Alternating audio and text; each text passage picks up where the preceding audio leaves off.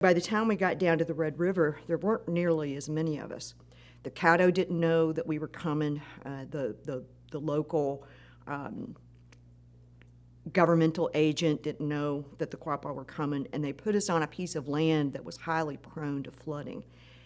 And after planning for 3 seasons, of course, kept getting flooded out, starvation, more disease, and so the numbers dwindled even further. And it was at that point that Saracen, basically, who still had land in Arkansas because he was of mixed blood, so he could actually own land, took a lot of the QUAPAW back to Arkansas, to his land, until 1833, when the treaty was signed that basically designated the QUAPAW Reservation here in Oklahoma.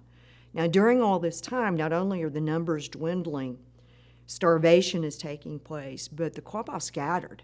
There were a lot of QUAPAW that didn't go back to Arkansas. They went to Texas, and at that point, there was, at least politically, some acceptance for the QUAPAWs, Cherokee. There were a lot of different tribes that kind of, disbanded and went to Texas. There was also a group that lived with the Choctaw and then later with the Muskogee Creek on the Canadian River. So we were scattered.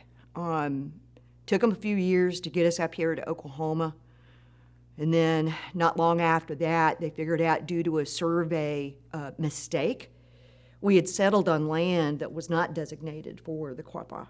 And so those improvements, if you will, were lost, had to move. And then not long after that, the Civil War took place. Both the North came through, the QUAPAW scattered primarily to what's current-day Kansas. And then the South came through. All the improvements were destroyed. All the livestock was gone. And so you hear these stories of homelessness, others taking us in. At that point, a large number of the QUAPAW went to Osage. Tall Chief, my great-great-grandfather being one of them.